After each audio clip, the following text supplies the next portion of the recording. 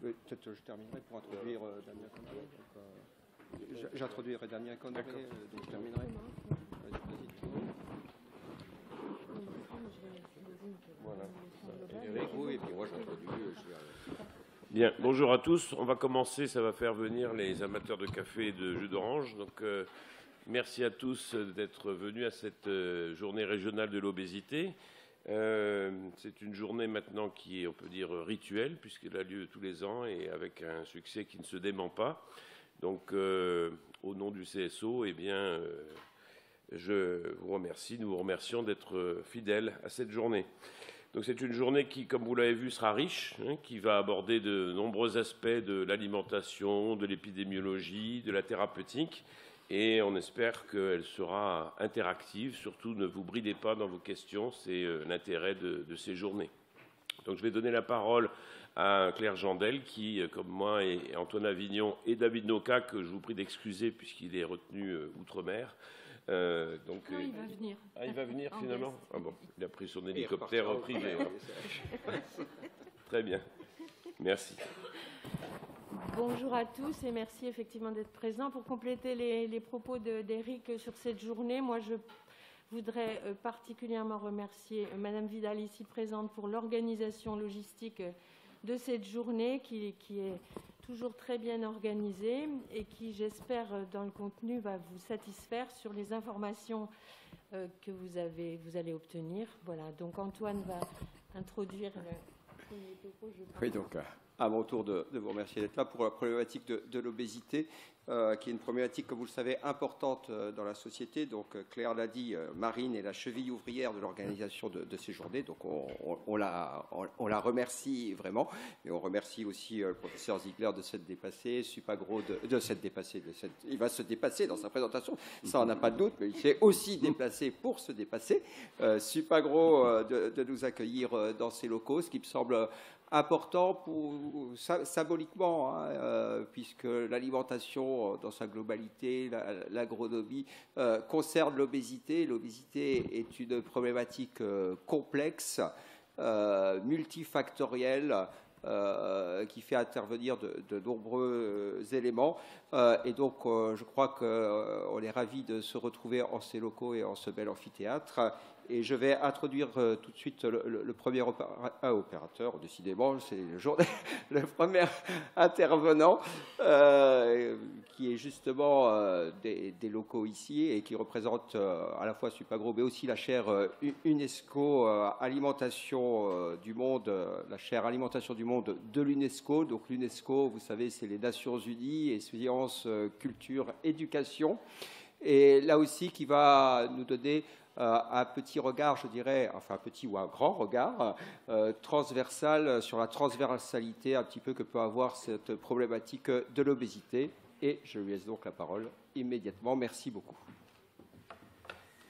Eh ben, merci à vous, merci professeur Avignon, merci Marine Vidal de l'invitation qui m'est faite de partager avec vous quelques éléments de réflexion autour de l'alimentation. Donc, comme il a été dit, moi, effectivement, je joue à domicile ici à l'Institut Agro qui héberge la chaire dont je m'occupe, qui est une chaire d'enseignement et de recherche sur les questions d'alimentation. On se préoccupe en particulier des questions d'alimentation urbaine et de plus en plus des questions de précarité et de solidarité alimentaire. Donc, en 10 minutes, j'aimerais partager avec vous trois idées. La première, c'est que l'alimentation revêt de multiples dimensions. Évidemment, d'abord, la dimension biologique, nutrition santé, que vous représentez, j'imagine, en grande majorité ici. Je vois que la slide... mince.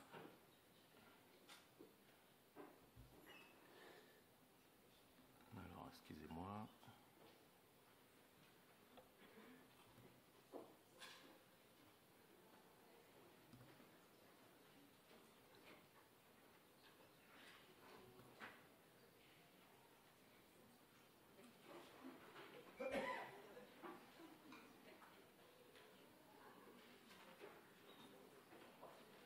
Voilà.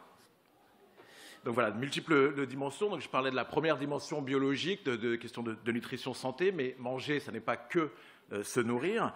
Manger, c'est aussi se construire une culture, une identité. Manger, c'est une expérience sensorielle, une expérience émotionnelle, donc c'est du plaisir.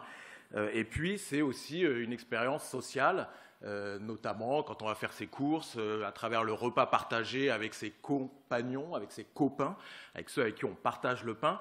Donc, c'est du lien social, c'est très important. Et puis, c'est aussi, évidemment, manger, rentrer en relation économique avec tous les acteurs de la filière alimentaire, des producteurs, transformateurs, distributeurs, etc. Et puis, c'est aussi se lier à notre environnement à travers nos choix alimentaires. C'est la façon dont on mange, ce qu'on mange, la façon dont on s'organise pour manger va composer les paysages et le monde dans lequel on vit, nos relations aux animaux par exemple. Donc c'est ce qu'on résume nous par tout un tissu de relations, c'est-à-dire une relation avec soi-même, avec son corps, et c'est une relation avec les autres, et donc une relation plus largement à la biosphère, à notre environnement. Donc je me permets une publicité un peu éhontée, notre dernier ouvrage, Une écologie de l'alimentation, dans lequel on résume toutes ces idées.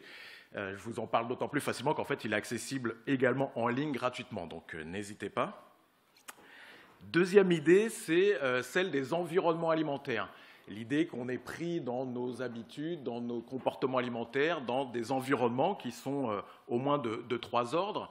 Technico-économique, c'est les lieux où on s'approvisionne, c'est la manière dont on est équipé chez nous pour pouvoir stocker, cuisiner, etc. Et tout ça constitue des routines dans lesquelles on est pris et des habitudes alimentaires. Donc ça, c'est, on va dire, des premiers déterminants. Les deuxièmes déterminants sont d'ordre psychologique. Manger n'est pas anodin, hein, c'est le principe d'incorporation, avec cette idée un peu ancienne que je mange, je suis ce que je mange. Et donc, avec tous les tabous interdits et autres, on sait que le registre du comestible est extrêmement variable dans l'histoire, dans le temps, évidemment dans la géographie également. Donc, toute la dimension psychologique qui gouverne nos choix alimentaires. Et puis, il y a évidemment les normes sociales, les règles politiques qui vont aussi contribuer à modifier possiblement nos comportements alimentaires. Donc ça veut dire que changer nos comportements alimentaires, par exemple se mettre au régime, ce n'est pas seulement changer de diète, c'est aussi, et par rapport à toutes les dimensions dont je parlais tout à l'heure, c'est aussi changer potentiellement tous les liens qui nous unissent aux autres et donc, comme je disais, à notre environnement. Donc là aussi, peut-être référence sur un psychosociologue qui s'appelle Sadi Lalou, qui s'intéresse beaucoup au comportement, et notamment au comportement alimentaire, et qui a développé cette théorie des installations. Donc on est pris dans trois types d'installations, les installations physiques, les installations donc, mentales, et puis les installations sociales et politiques. Donc, une petite publicité sur les questions des normes sociales. Les normes sociales, on sait qu'elles évoluent dans le temps, elles évoluent aussi selon le lieu où on se situe, mais dans le temps en particulier. Et là, je vous mettais une publicité pour des aliments, Get Fat, pour devenir gros. Là, on est en 1893 aux États-Unis. Vous voyez, Corpula Foods, tout est dit dans le nom. Je vous épargne d'autres publicités où il y a avant, après. Donc, avant, on a une femme. Alors, vous voyez que l'injonction est faite aux femmes, bon, c'est pas nouveau, à être à l'époque potelé, littéralement. Et donc, vous voyez des publicités avant, après. Donc, avant, la femme est mince et visiblement pas très épanouie. Et puis, vous avez après une femme qui danse, qui est heureuse, potelée, bien en chair. Donc, pour dire que voilà, les normes sociales évoluent. Et peut-être, je ne sais pas, vous êtes bien mieux placé que moi, mais peut-être qu'aujourd'hui, sur les questions de surpoids et d'obésité, les normes sociales évoluent. Peut-être que la règle, l'injonction à la finesse des années 90-2000, peut-être que ça évolue, qu'il y a une plus grande acceptation. Et c'est certainement un élément à prendre en compte. Troisième et dernière idée, c'est la question des précarités, de la précarité alimentaire. Vous le savez bien évidemment, cette question de surpoids, d'obésité est fortement corrélée au niveau des revenus, au niveau social. Et donc la grande question qui nous préoccupe, c'est comment rendre accessible à tous, je dis bien à tous, une alimentation de qualité. Donc ça, c'est évidemment un véritable défi. Aujourd'hui, la précarité alimentaire a explosé, elle ne cesse d'augmenter, vous le savez probablement. On évalue, alors c'est des évaluations, hein, c'est difficile à chiffrer, mais environ à 7 millions de personnes qui auraient recours à l'aide alimentaire aujourd'hui en France. Pas forcément sur une base quotidienne, mais au moins inscrit une fois, donc c'est absolument considérable, c'est 10% de la population française, donc c'est un vrai problème, et c'est un problème qui est réglé aujourd'hui par une solution qui a été imaginée comme une solution d'urgence, l'aide alimentaire en nature, au milieu des années 80. Sauf que c'est une solution qui dure, Donc aujourd'hui, on s'interroge beaucoup sur des formes alternatives d'aide alimentaire, et je vous ai cité une parmi d'autres, mais qui peut beaucoup vous intéresser, celle d'une sécurité sociale de l'alimentation, qui est testée dans certains territoires, donc à l'image de la santé vue comme un droit universel auquel chacun devrait accéder et pour lequel donc, on a inventé cette sécurité sociale. Et bien, au même titre, c'est l'idée d'imaginer que l'alimentation est aussi un droit universel et que chacun pourrait accéder à une alimentation de qualité en achetant des produits comme des médicaments qui seraient soutenus par une caisse de sécurité alimentaire. Donc ça, c'est des éléments de réflexion. Et je vous citais une dernière référence. Pour ceux qui s'intéressent à ces questions de précarité, j'imagine que vous êtes nombreux ici, un très très bon rapport publié par ATD Quart Monde et Oxford, l'université d'Oxford, sur les dimensions cachées de la pauvreté. Donc vous en voyez quelques éléments, et au cœur, il le résume finalement la précarité comme un problème de dépossession du pouvoir d'agir. Et c'est comme ça qu'il résume un peu les situations de précarité. Donc là aussi, je pense que dans vos interventions, ça peut être un élément intéressant. Voilà, et pour terminer, juste vous inviter, ici même, si vous êtes installé confortablement, revenez dans un mois pour notre colloque annuel sur les boissons. Donc on va parler de la soif, de l'ivresse, de l'addiction, donc évidemment des questions qui vous concernent. C'est gratuit, vous serez nourris, donc n'hésitez pas, ici même, le 20 juin. Et on dégustera même du café, parce qu'on a une sommelière en café qui vient du Guatemala, qui nous fera déguster des grands crus. Voilà, je pense que j'ai suffisamment teasé. Donc, allez sur le site internet pour vous inscrire. Et merci à tous, je vous souhaite des bonnes journées de bonnes réflexions. Bonne journée. Merci.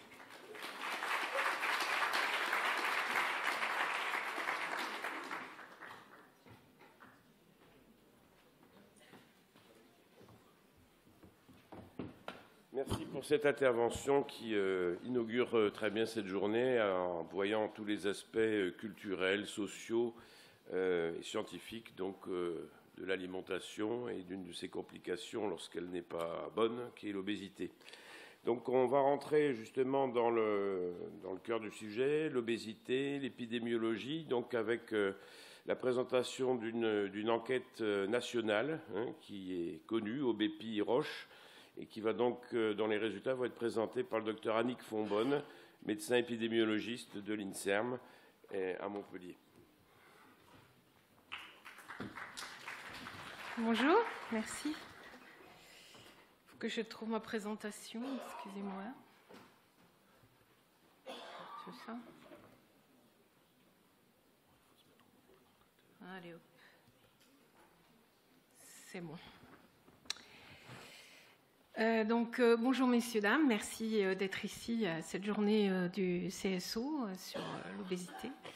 Et je remercie les organisateurs de m'avoir invité à vous présenter les résultats de cette enquête épidémiologique nationale sur le surpoids et l'obésité, qui est en fait une nouvelle édition des enquêtes Aubépine-Roche qui ont été menées par Marie-Aline Charles, ici présente, tous les 3 ans entre 1997 et 2012.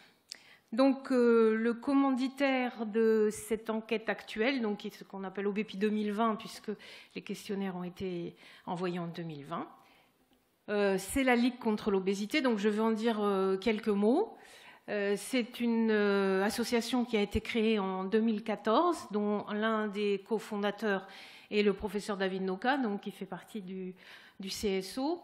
La plateforme administrative est à Montpellier. La secrétaire générale est Mélanie Delosé. Je ne sais pas si elle est présente ici, je ne l'ai pas encore vue.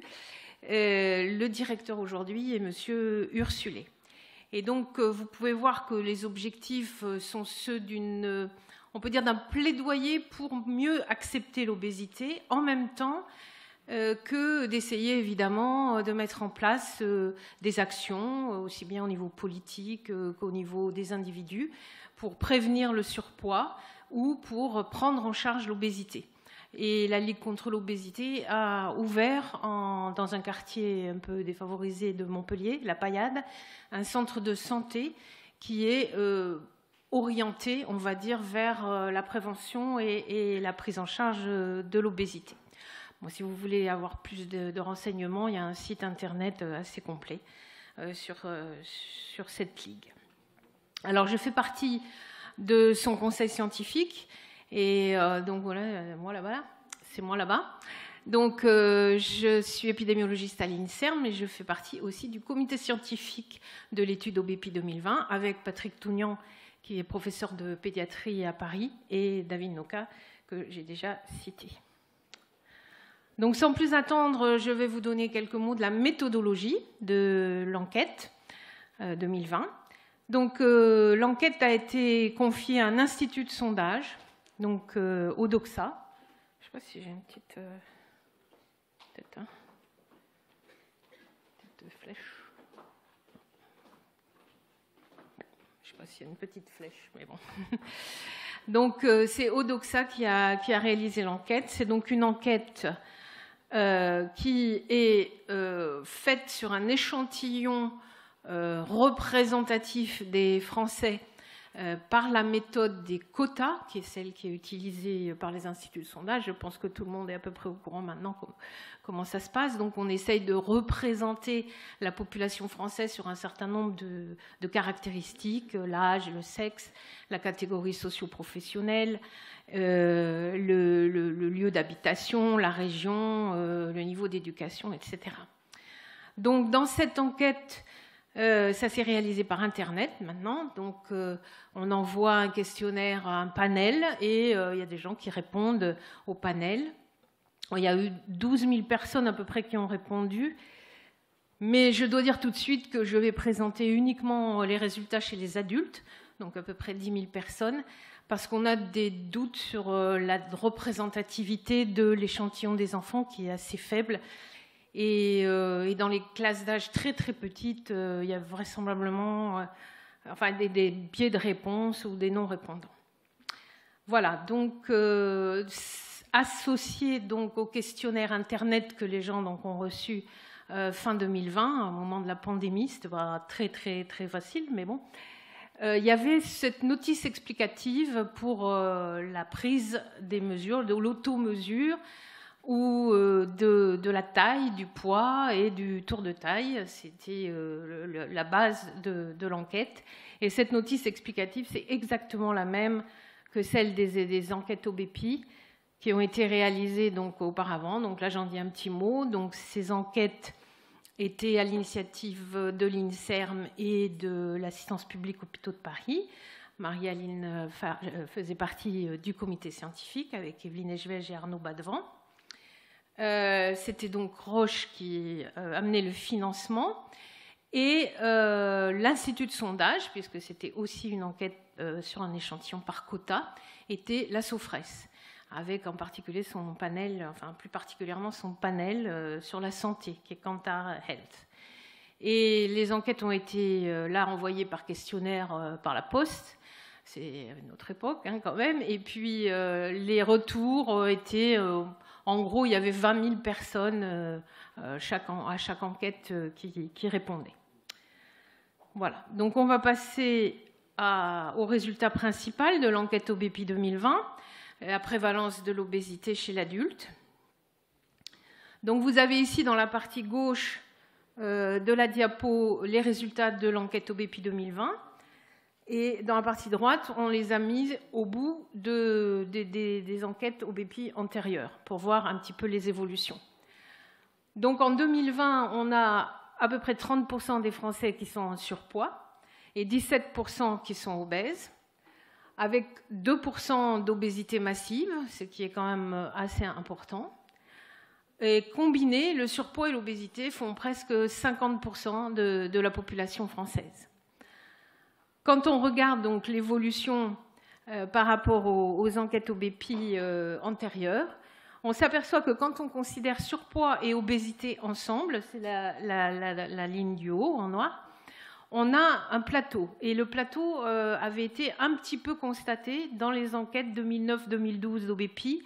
On avait cette impression que ça n'augmentait plus, en tout cas plus aussi vite et plus autant qu'au début, qu'à la fin des années 90 et début des années 2000. Par contre, ce plateau, on peut voir qu'il est en fait un peu trompeur parce qu'il est lié à une diminution du surpoids, mais à une augmentation de l'obésité. C'est-à-dire qu'en fait, les Français se déplacent dans les catégories de poids de plus en plus élevée. Donc quand on catégorise, on a plus de gens dans des catégories de poids élevés. La répartition régionale, donc on trouve un cadran nord-est qui était aussi retrouvé dans les enquêtes OBEPI antérieures. C'est plus tout à fait les mêmes régions, on a changé de région, mais enfin en gros, vous avez une ligne qui coupe la France du nord-ouest au sud-est, au-dessus des valeurs assez élevées d'obésité, sauf en Île-de-France. Et puis en dessous, une espèce de gradient, enfin on tourne autour de 16% d'obésité, un peu moins dans les pays de la Loire, qui ont été aussi des pays, une région avec la Bretagne, un peu épargnée par l'obésité.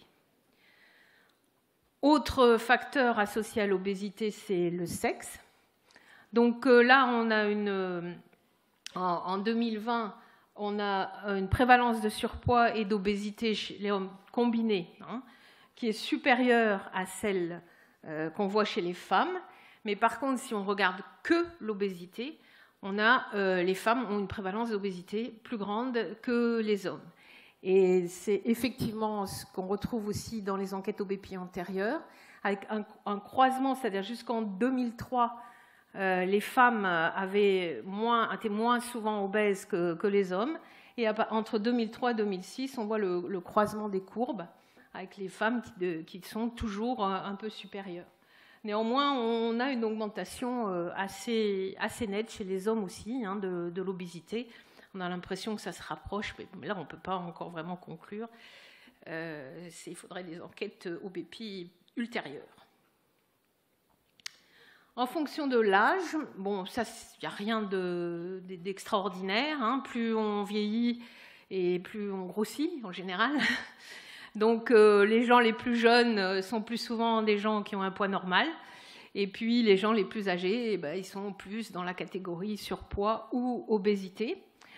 On constate quand même que à partir de 55 ans, il y a une certaine stabilité de cette prévalence de surpoids et d'obésité, en tout cas dans l'enquête 2020. Quand on regarde l'évolution par rapport aux enquêtes OBEPI antérieures, on voit qu'il y a une diminution en fait, de la prévalence de l'obésité dans la catégorie 55-64 ans et qu'elle avait commencé un petit peu entre 2009 et 2012. Par contre, on constate aussi, et ça se voit peut-être moins parce que là, je n'ai pas mis les points d'augmentation, mais on constate une augmentation assez importante chez les classes d'âge jeunes. Les 18-24 ans ont une pente importante d'augmentation, donc avec presque 4 points de différence par rapport à 2012. Et c'est aussi une pente assez importante pour la catégorie supérieure des 25-34 ans. Donc on a quand même une accélération, on a l'impression d'avoir une accélération de l'obésité dans les classes d'âge jeunes. On pourra peut-être en discuter à table ronde, mais effectivement, je crois que dans l'étude Constance, ça a été aussi retrouvé.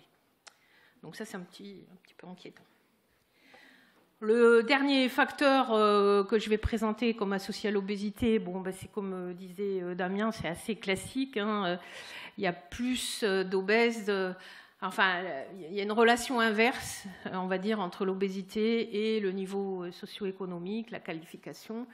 Donc on a plus de gens poids normal chez les cadres et plus d'obèses chez les ouvriers et chez les employés. Ça c'est vrai dans les pays avec un certain niveau de vie. Je pense que ça s'observe de plus en plus dans le monde entier. Quand on voit l'évolution par rapport au BPI, c'est un petit peu, on s'aperçoit qu'il y a une convergence des courbes des prévalences d'obésité. Là c'est l'obésité simplement. Pas surpoids et obésité. On a une espèce de convergence des courbes de prévalence d'obésité entre les ouvriers et les employés et une augmentation dans les professions intermédiaires assez importante et même une augmentation chez les cadres, dans les professions plus qualifiées, qui en fait semble s'être vraiment dessinée à partir de 2006. Et qui continue une espèce de tendance. Alors, je vous dis un petit mot des pathologies associées, mais là aussi, c'est sans grande surprise. L'hypertension artérielle, le diabète et le syndrome d'apnée du sommeil sont les pathologies les plus liées à l'obésité et qui augmentent avec son degré. Les autres pathologies, il y a quelquefois des petites tendances, mais souvent elles sont plus ou moins du même ordre de grandeur chez les poids normaux qui ne sont pas sur la diapo, je m'excuse. La seule pathologie qui n'a pas l'air de bouger beaucoup en fonction de l'obésité, c'est le cancer. Mais bon, c'est une population un peu particulière. Et puis, comme on le sait, il y a des cancers qui sont liés à l'obésité, puis il y a des cancers qui sont liés, au contraire, à des poids faibles. Donc, ça peut se faire comme ça. Je termine par cette dernière diapo sur les chiffres clés qui nous ont été passés par Odoxa. Donc, l'IMC moyen, qui a très peu augmenté. Mais néanmoins, on a un déplacement, comme je le disais, comme on le voit un petit peu dans la courbe de surpoids et d'obésité, on a un déplacement vers les catégories d'obésité les plus importantes. Donc un déplacement de la population française, une translation, on pourrait dire, vers les prévalences d'obésité un peu plus importantes. L'obésité donc a augmenté de 13% entre 2012 et 2020. Bon, les méthodologies ne sont pas complètement comparables, mais enfin, on a essayé de les rendre le plus comparables possible pour qu'on puisse en tirer des conclusions. Et puis, on voit que l'obésité massive, qui est à 2% quand même, a augmenté de 66%. Voilà, je vous remercie de votre attention. Et puis, donc, on va pouvoir prendre vos questions au moment de la table ronde. Merci.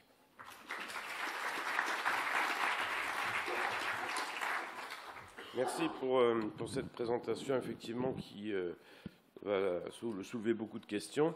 Pour la table ronde, j'imagine que vous allez venir ici, sauf qu'elle n'est pas ronde, mais c'est pas grave.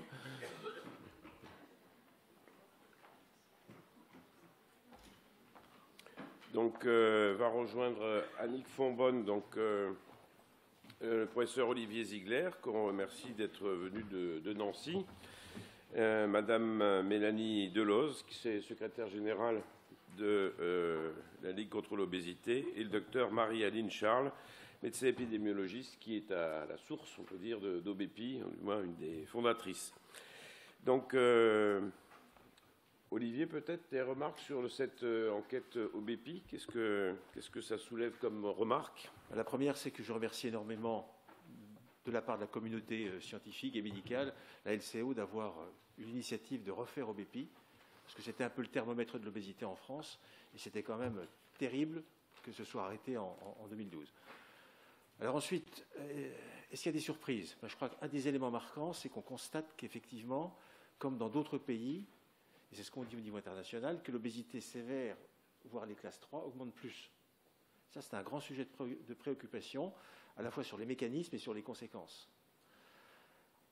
Ensuite, j'ai aussi été impressionné par l'augmentation chez les jeunes, ce qu'a mis Constance. Alors chez les jeunes, je crois que c'est 90% chez les hommes et c'est 50% chez les femmes à peu près, mais enfin, c'est cataclysmique, quoi.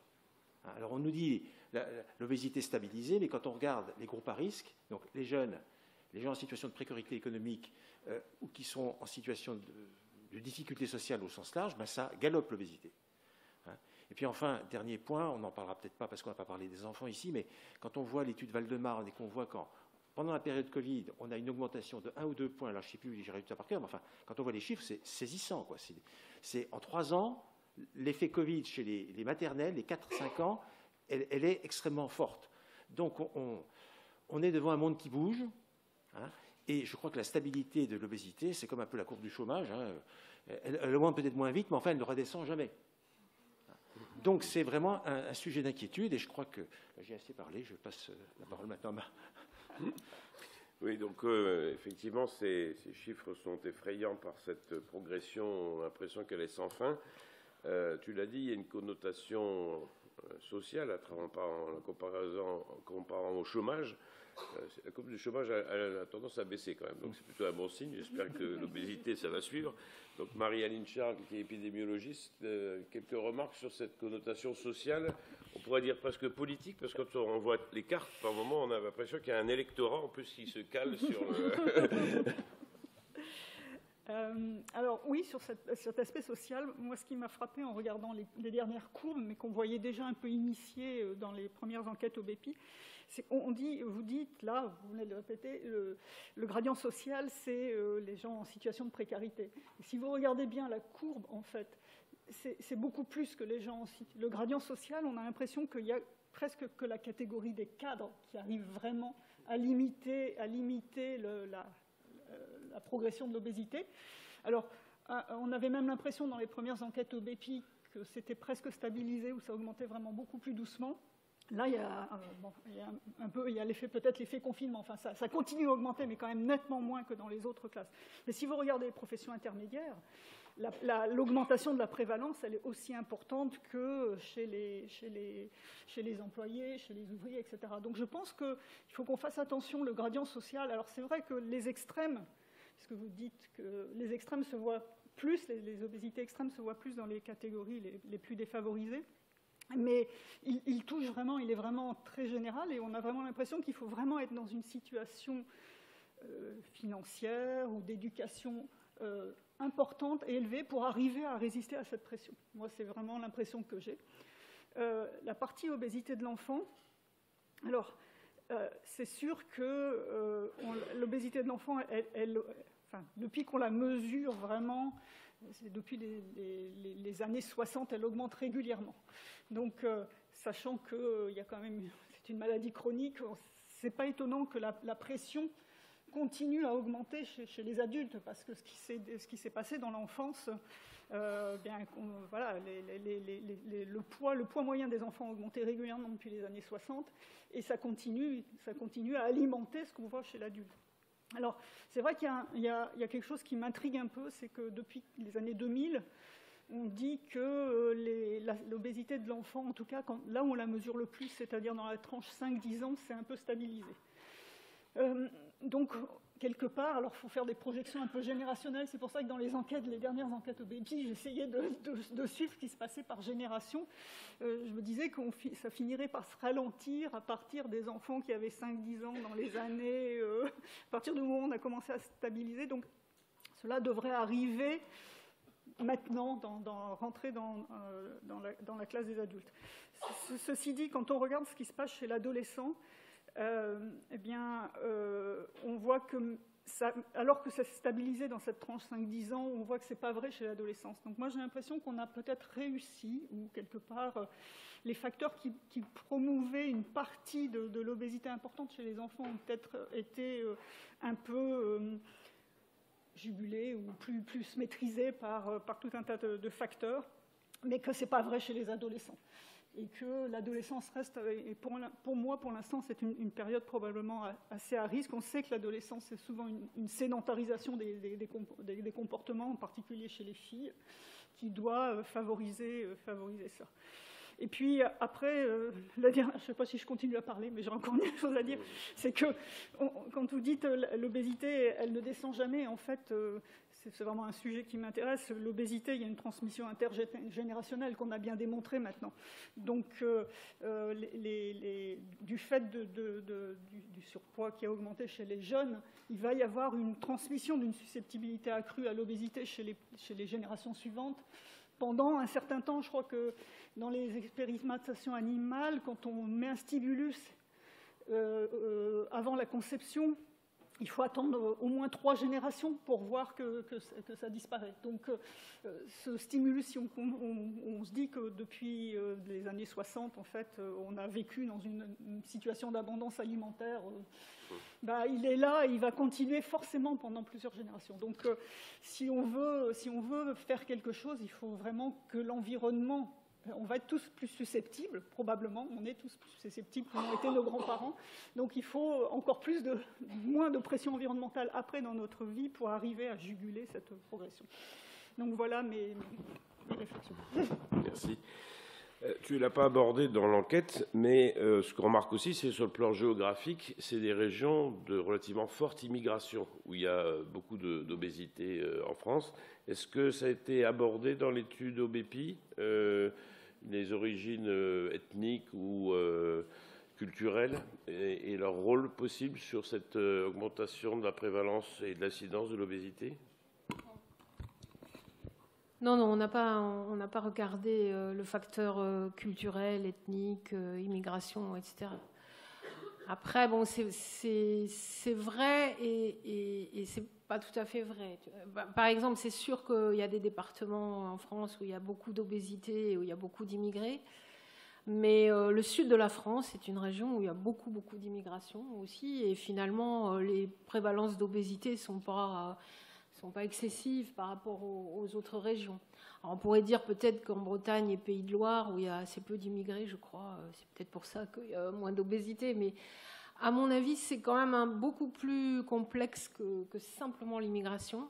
En plus, dans le nord et dans l'est, moi, je pense qu'il y a un effet alimentation, quoi, quand même, qui est connu depuis longtemps. Bon, Olivier de Nancy, il peut nous le dire, mais c'est vrai qu'on est dans une région plus froide, on mange plus gras, et donc il y a aussi ça. Et puis, l'effet qui me paraît vraiment essentiel, c'est la précarité sociale dont a parlé Damien aussi, quoi. C'est des régions qui sont sinistrées, hein, nord, nord-est. Voilà, bon, dans le sud, on a pas mal de chômage, mais bon, il fait beau. Au moins, la misère est plus facile au soleil. Le réchauffement climatique va peut-être sauver alors la prévalence de l'obésité. Alors, face à ça, que peut la Ligue contre l'obésité? Est-ce que vous pouvez dire un peu, face à tout ce qu'on a constaté, est-ce que ça aiguillonne vos actions, oriente vos actions vers certaines cibles? J'aimerais aussi rebondir sur ce que vient de dire Madame Fonbonne, c'est qu'on en a un petit peu parlé, mais il y a aussi cet effet santé environnementale qu'on commence de plus en plus à voir les liens avec l'obésité, et peut-être aussi que ces régions sont aussi des régions où il y a eu, on sait, voilà, des choses sur les perturbateurs endocriniens, notamment, voilà, il y a les mines, il y a les côtés agriculture où il y a des produits aussi, tout ça. Donc, il y a aussi peut-être cet effet santé environnementale qu'il ne faudrait pas négliger aussi dans les prochaines années à regarder. Donc, en tout cas, effectivement, la Ligue est ravie d'avoir pu reprendre cette étude. On espère pouvoir la continuer comme initialement tous les 3 ans.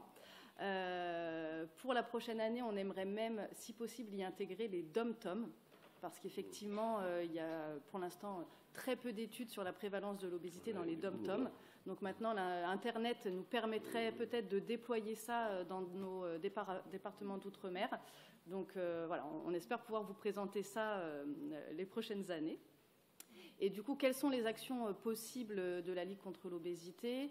Vous savez, je pense que c'est le combat un petit peu de tout le monde ici. C'est surtout aussi une reconnaissance comme affection de longue durée, ce qui permettrait aux patients déjà d'être reconnus comme malades pour ceux qui le souhaitent, et du coup de bénéficier d'une prise en charge financière pour leurs soins, pour leurs traitements, pour leurs déplacements. Cela aiderait également sur des choses auxquelles on ne pense pas, mais par exemple l'accès aux assurances pour les prêts immobiliers. Aujourd'hui, quand on veut acheter quelque chose, on nous demande la première question, la taille, le poids. Et donc, si on est en situation d'obésité, eh bien, on n'a soit pas d'assurance, soit à des taux très, très élevés. Alors aujourd'hui, en France, il y a un système qui s'appelle la convention AERAS, qui permet aux patients atteints de pathologies chroniques, mais atteints en fait d'affections longue durée, de pouvoir bénéficier d'assurance. L'obésité n'étant toujours pas reconnue comme une affection longue durée, les personnes souffrant d'obésité ne peuvent pas bénéficier de cette convention AERAS. Donc voilà, c'est vraiment un point important pour nous qui nous permettrait effectivement de débloquer plusieurs situations. Ensuite, dans la prise en charge, vous savez bien qu'il y a aussi des freins à cette prise en charge. Alors, on ne l'a pas montré, mais effectivement, on avait posé une question sur est-ce que les personnes ont consulté pour un médecin pour leur prise de poids. Et donc, on a vu une augmentation depuis 2012. Donc, les gens commencent effectivement à aller voir des professionnels de santé pour leur obésité. Et on espère que, justement, ils aillent de moins en moins vers les régimes seuls et qu'ils aillent plutôt vers le soin. Mais il y a des freins à cet accès aux soins. Le premier frein, c'est l'accessibilité.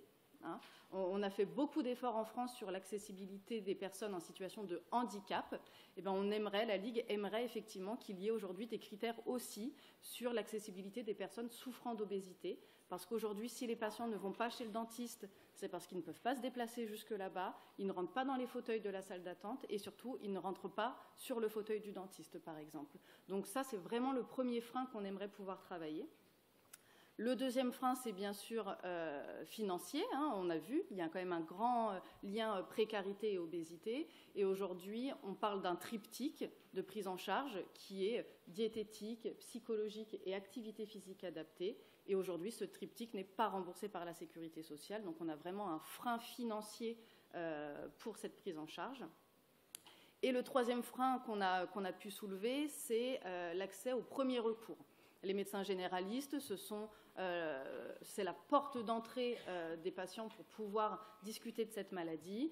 Aujourd'hui, malheureusement, les médecins généralistes ont peu de formation et surtout ont peu de temps aussi à accorder aux patients. Et on sait que c'est une pathologie qui prend du temps, qui a besoin d'écoute et de psychologie aussi. Et cette consultation, malheureusement, elle n'est pas valorisée chez les médecins généralistes. C'est-à-dire que c'est une consultation qui coûte 25 €, alors qu'elle devrait durer environ 1 heure. C'est ce qu'on voit dans les services, dans les CSO, les consultations d'obésité, c'est minimum 45 minutes, 1 heure. Un médecin généraliste aujourd'hui, sa durée moyenne de consultation, c'est 7 minutes en France. Donc, effectivement, un médecin généraliste voit un patient toutes les 7 minutes, il touche 25 € pour cette consultation, il ne va pas prendre 1 heure de consultation pour toucher 25 €. Donc, on a vraiment quelque chose là-dessus, on veut travailler. Ça a été fait il y a là quelques mois, il y a eu une valorisation pour les consultations de patients atteints d'autisme, parce que voilà, ça a été déclaré que c'était des consultations longues et complexes. Et bien, on aimerait que l'obésité, ce soit la même chose et que ça puisse être valorisé pour les médecins généralistes et que du coup, voilà, ça puisse être pris en charge déjà en amont, en premier recours, pour éviter justement cette errance médicale qu'on peut observer dans de nombreux parcours de patients souffrant d'obésité. Bon, je vais m'arrêter là aussi, mais on a plein d'autres idées, mais il y a effectivement beaucoup de choses à faire. Alors, les actions, effectivement, auprès de la médecine générale, d'avoir une espèce de forfait prise en charge de la personne en surpoids, et c'est sûrement en capital. Mais comme vous l'avez remarqué, il se passe quelque chose au moment de l'enfance et de l'adolescence, et certainement qu'au niveau pédiatrique, c'est peut-être là où on serait le plus potentiellement actif. Olivier, sur le plan physiopathologique, on a parlé d'obésité hyperplasique, hypertrophique. Est-ce que vraiment, au moment de l'enfance et de l'adolescence, il se passe quelque chose scientifiquement qui explique justement ce bond? Est-ce que rater ce virage, c'est catastrophique pour la suite? Alors, je crois qu'il faut séparer les obésités sévères ou complexes des obésités dites communes. Ce sont deux mondes totalement différents, et au niveau du coût, etc., c'est très différent aussi. Alors, en fait, il y a deux grandes forces qui se télescopent. Il y a d'une part la programmation biologique, qui est génétique ou épigénétique. Je crois qu'on parle beaucoup d'épigénétique, et moi je suis totalement fan de l'épigénétique, c'est-à-dire c'est l'effet de l'environnement pendant la grossesse, mais même avant la grossesse, au niveau des spermatozoïdes de monsieur, par exemple, aussi. Et puis les 1000 jours autour de, etc.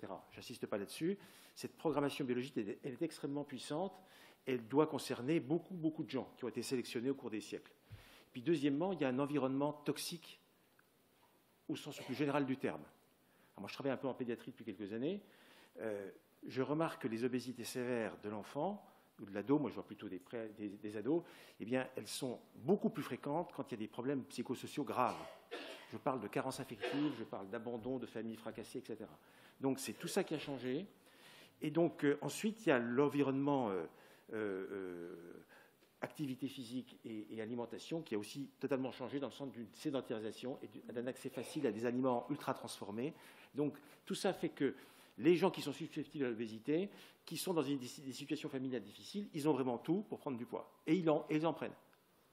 Et donc la conjonction de ces deux facteurs fait que ce risque d'obésité qui commence chez le petit enfant, on voit des rebonds d'adiposité précoce. Moi, tous les gamins que je vois, ils ont des rebonds d'adiposité précoce. Alors l'intérêt de travailler en pédiatrie, c'est qu'on voit les carnets de santé. Les adultes, ils ne les ont plus. Mais quand on peut les avoir, c'est extrêmement fréquent d'avoir cette programmation précoce.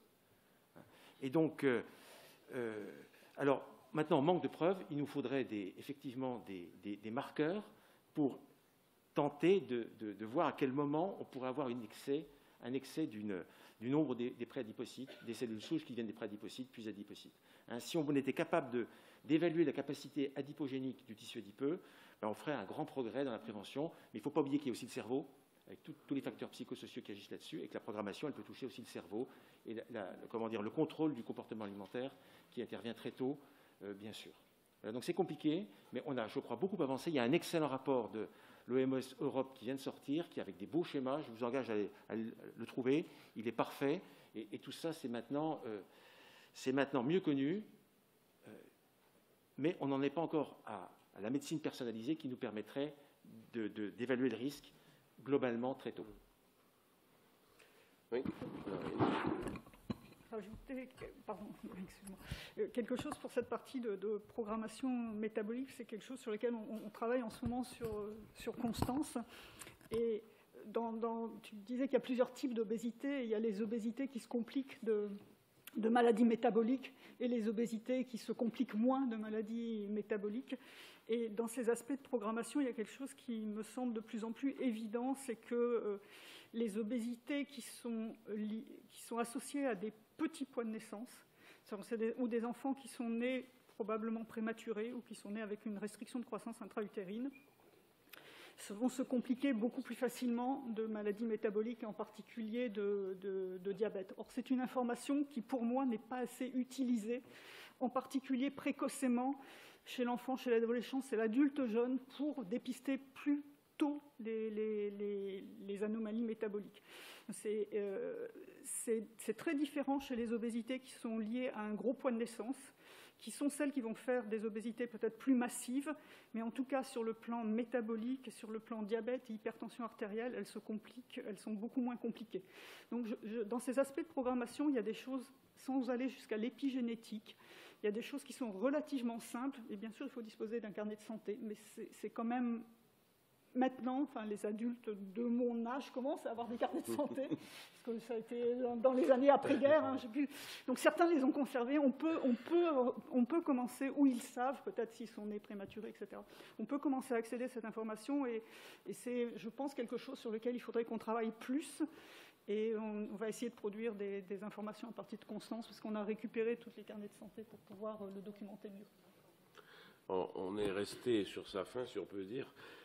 Sur les résultats pédiatriques, puisqu'ils n'ont pas été présentés. Donc j'ai su là en coulisses qu'effectivement l'échantillon n'était pas bon. Que peut faire la Ligue contre l'obésité pour avoir une action ciblée justement sur faire un OBEPI-PED qui permettrait d'avoir des données solides? Est-ce qu'il y a des perspectives? Alors effectivement, on a voulu faire la pédiatrie dans cette étude. Alors on a des chiffres qui sont sortis, mais effectivement, on a un petit doute sur la courbe de croissance. En fait, pour les âges plus petits, quelques grammes fait qu'on passe en fait en obésité ou non. Et du coup, on pense majorer un petit peu le nombre d'enfants souffrant d'obésité. Voilà, je pense que c'est pas assez, c'est trop serré dedans. Donc bon, j'ai des chiffres, on peut vous les donner, mais effectivement c'est difficile dans l'interprétation. Voilà, c'est que il y a des refus, il y a des deux côtés. Non, mais bon, voilà. En tout cas, pour les plus âgés, effectivement, on a des chiffres qui ressemblent à Constance, à Esteban. Voilà, donc on est sur les plus âgés, c'est plus simple. Ce sont souvent des enfants qui se sont pesés, qui sont en capacité de répondre. Pour les plus petits, voilà, on a d'une la réponse des parents, l'interprétation des parents aussi. Parce qu'on n'a pas parlé, mais on leur a aussi posé une question. Donc, aux plus grands, savoir comment ils se représentaient eux-mêmes. Est-ce qu'ils se sentaient en surpoids ou minces ou normal? Et pour les parents, on a posé la même question. Comment ils représentaient leurs enfants? Est-ce qu'ils les représentaient justement plutôt en chair ou pas? Et on a comparé. Mais voilà, donc il y a quand même la représentation des parents. Est-ce qu'ils les ont vraiment pesés ou pas? Et je vous dis, ces courbes des années 2000 qui font que... Voilà, pour quelques grammes, on passe tout de suite en situation d'obésité. Et on le voit bien, ces chiffres sont beaucoup plus importants que chez les adolescents. On voit bien une diminution, donc on ne pense pas que ce soit quelque chose de correct, en tout cas méthodologiquement. Voilà. Je pense que c'est la mesure de la taille qui pose beaucoup de problèmes Ouais. chez les enfants. Ouais. Si elle n'est pas mesurée, quelques centimètres en plus et en moins, quand on met la taille au carré, ça change beaucoup les choses. Or, c'est pas si facile. Ils n'ont peut-être pas tous mesuré leurs enfants. S'ils ont repris la dernière taille connue, c'est... Voilà.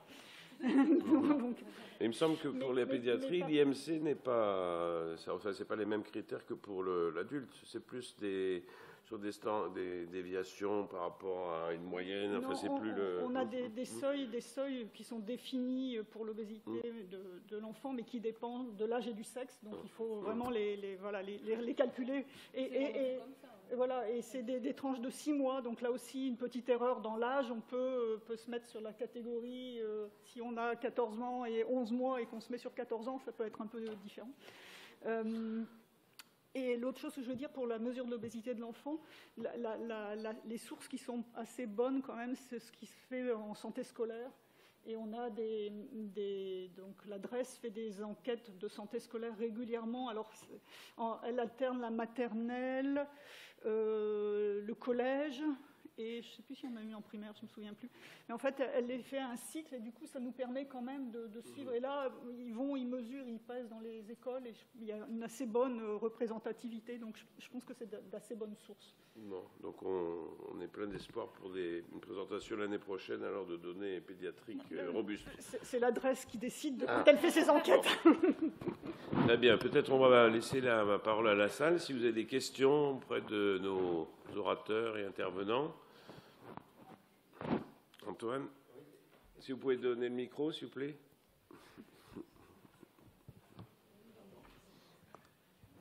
Oui, merci pour ces présentations et ces données et ces commentaires très, très intéressants.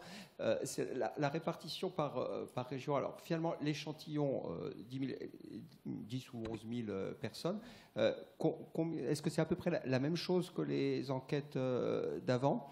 Et après, c'est peut-être un petit peu limite, mais je trouve que la granulation par région n'a pas grand sens pour moi. Et est-ce que cet échantillon permet de faire une granulation plus fine? La réponse était dans un mouvement de tête. Oui, la réponse est non, parce que effectivement, les régions sont les régions de Hollande, hein, les régions, donc les grandes régions. Oui, mais vous avez des données. Les données, vous savez à quel... non, ça a été stratifié. L'échantillon a été stratifié sur la région, donc administrative. Voilà. En fait, la représentativité, elle est au niveau régional. Si on descend plus bas, on a surplus la représentativité. Et c'était le cas dans les enquêtes antérieures au BEPI. Donc moi, je me suis toujours battue pour qu'on ne donne pas des chiffres infrarégionaux dans les enquêtes au BEPI. Je n'ai pas été suivie puisqu'on les a distribués partout. Mais sachez quand même que la méthode des quotas, elle assure la représentativité au niveau régional, c'est-à-dire qu'on a bien la proportion de personnes habitant dans cette région qui correspond à la France, mais on ne l'a pas au niveau départemental, au niveau infrarégional. Donc on risque d'avoir beaucoup plus de biais si on descend trop bas. Et pour pouvoir le faire, il faudrait beaucoup plus de sujets. Voilà, c'est ça, c'est la question que je posais. Oui, donc parce ça que serait quand même, beaucoup plus cher. Au moins ville rurale et tout, ça serait quand même des données. Et la Ligue n'a pas suffisamment d'argent pour faire plus. Voilà. Très bien amené, si jamais. Donc on appelle au don. Un appel au don pour être plus représentatif. Ceci dit, on a bien failli s'associer avec Toulouse parce qu'on était une région à haut risque en Languedoc-Roussillon. Maintenant, on est beaucoup plus faible. Donc, Hollande nous a sauvés.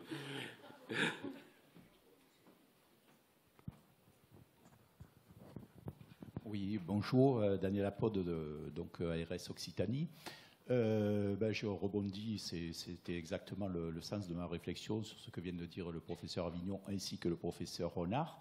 Je ne vous cache pas que j'ai du mal je travaille aussi sur la feuille de route cancer. Vous savez qu'il y a des liens donc, à faire maintenant à la demande des pouvoirs publics entre les divers plans nationaux. Je ne vous cache pas que j'ai énormément de mal à rappeler que justement le Languedoc-Roussillon était très mal placé. Donc là, on est dans une espèce de dilution grande région. Bon, ok, mais cette dilution fait que on considère chez nous que ce n'est plus véritablement un problème. Du fait des chiffres qui sont améliorés du fait justement de cette fusion des régions, alors que le Languedoc-Roussillon était mal placé.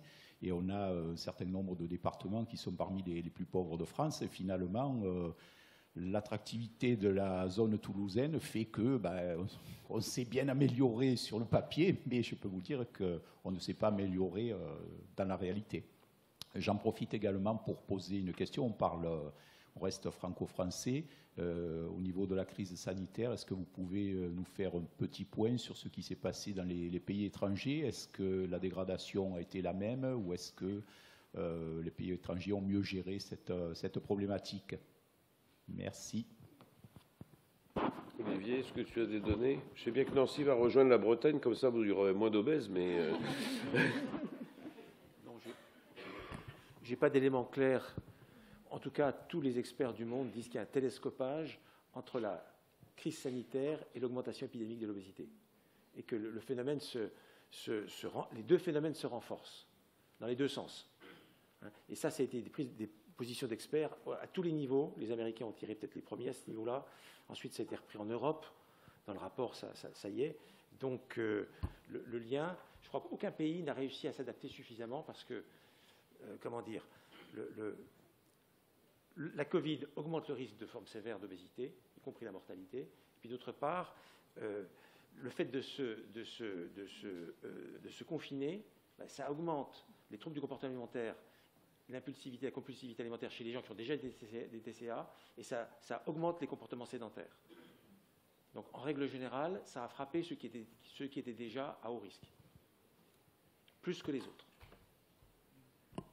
En termes de chiffres, tu as mentionné, moi, c'est l'enquête maternelle là, que tu as mentionné. Les chiffres, si je me souviens bien, j'essaie de les citer de mémoire, mais il y a des chiffres pour l'année 2019, 2020 et 2021. Donc 2021 étant la situation post-Covid. Donc c'est des enfants de 3-4 ans. Et 2019, je crois que l'obésité était à 3,2%, 2020 3,8%, donc une petite augmentation de 0,4%. Et après, 2021, c'est 4,6, je crois. Donc, on voit quand même chez des tout jeunes enfants, quand même, une augmentation qui est quand même un peu préoccupante. Alors, j'espère que c'était juste après le... Enfin bon, on peut espérer qu'en reprenant une vie plus normale, certains de ces surpoids vont disparaître, mais c'est quand même préoccupant. Ben oui, je voulais compléter là-dessus. Je pense que malheureusement, les effets de la crise, on va encore les ressentir quelques années par la suite, parce que vous avez parlé tout à l'heure du lien entre l'enfance et l'obésité. Malheureusement, la crise, on a vu, donc effectivement, impulsivité alimentaire, sédentarité, mais surtout, je pense que tout le monde en a entendu parler, il y a eu aussi malheureusement une augmentation des violences faites aux enfants et aux femmes pendant cette période de confinement. Et ça, malheureusement, ça va aussi avoir un impact sur ces enfants et donc dans les prochaines années. Vous l'avez parlé de ces traumatismes dans l'enfance et ça risque d'être une cause majeure dans cette crise sanitaire. Très bien, merci pour tous ces échanges, c'est passionnant. On serait là. Pas sur une très bonne note. Non, ce qui est inquiétant, c'est que les Chinois sont confinés, très confinés, ils sont très nombreux. Donc vous allez avoir beaucoup de candidats pour la Ligue contre l'obésité. Très bien, on va faire une petite pause d'un quart d'heure et puis on reprendra. Merci à tout le monde. Excusez-moi, j'avais une dernière question très rapide, ça ne vous dérange pas? Je suis ici. Ah oui, pardon, allez-y. Olivier Coste, direction régionale jeunesse et sport Occitanie. L'augmentation de l'IMC moyen me surprend, de 0,1 point. Il aurait peut-être été intéressant d'avoir l'IMC médian, peut-être qu'il aurait été plus intéressant. La question est la suivante. On s'est focalisé sur l'obésité, c'est normal, c'est une étude OBEPI. Est-ce que ce n'est pas contrebalancé ce décalage vers la droite, qui est quand même de 2 points sur la prévalence de l'obésité, par l'état de maigreur? Alors, je n'ai pas regardé le côté gauche de la courbe de Gauss. Alors, on sait qu'il y a des troubles anorexiques qui augmentent. Il semblerait que ça augmente aussi au même titre que l'obésité sur la période Covid, même si le dernier rapport santé mentale ne le montre pas. Est-ce que vous avez regardé l'autre côté de la courbe, en fait? Oui, il est sur les diapos. La maigreur diminue, la prévalence de la maigreur diminue, la prévalence du poids normal reste à peu près, c'est surpoids, obésité restant à peu près en plateau, le poids normal aussi.